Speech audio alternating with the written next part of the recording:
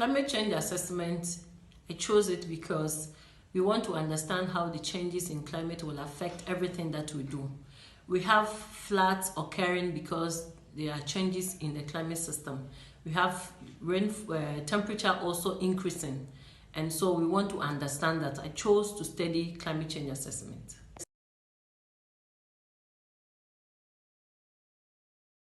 The subject of my research, we call it climatology. It's about knowing the physics of the climate.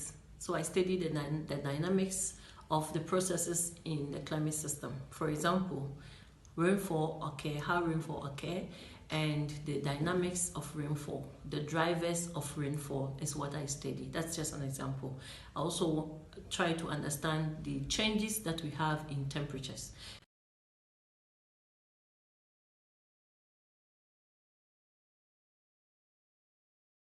Currently, I'm doing teaching.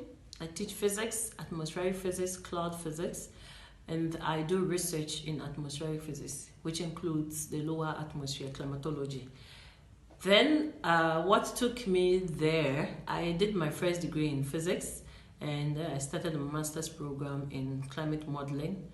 Then in the PhD, I did climatology. So basically, I want to understand the dynamics of the climate system. Sometimes my study takes me all the way to the upper atmosphere. It's still the atmosphere, and there are processes up there that affect the lower atmosphere.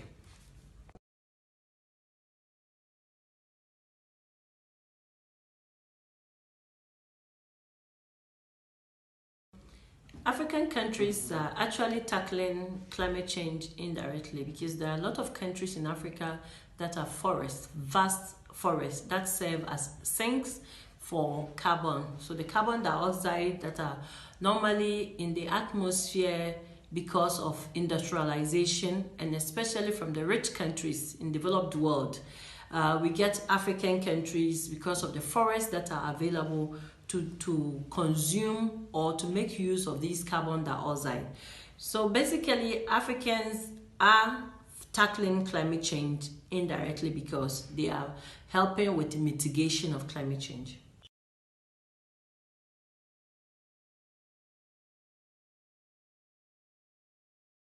Ghana at the moment is trying to reserve a lot of its forests. So there have been some policies like we should not cut trees and we should preserve the environment. So there are a couple of policies that are also helping us to go green technology. So that is helping us to fight or mitigate climate change in Ghana.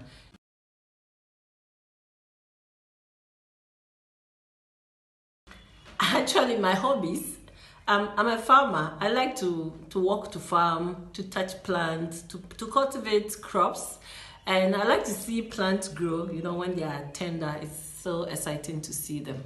I also like to mentor young people, especially for education pursuits, and particularly mentor young women and girls to be better people in future. I also like to walk in the beach barefooted and watch the sea ebbs and go, and I like to watch natural pictures as well.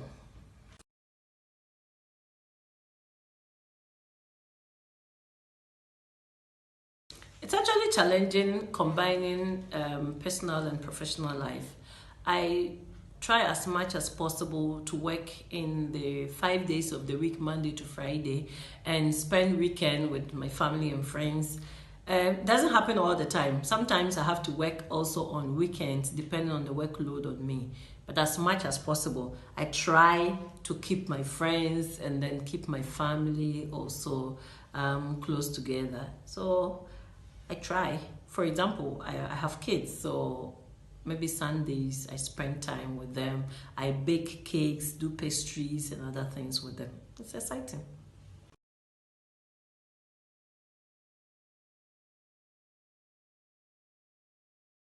Women in science are generally not many, over the world, and particularly in Africa.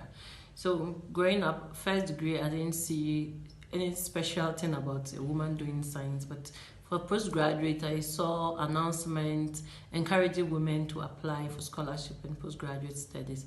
And so I decided to put up my best, because it means that one can shine, a woman will shine in science. Climatology, there are not many people doing climatology in Africa, especially. And so there are only a few women. In fact, you can finger count the number of women doing climatology in Africa. I try as much as possible to train. So I've trained PhD students and master students, undergraduate students doing climatology and science in general in Africa.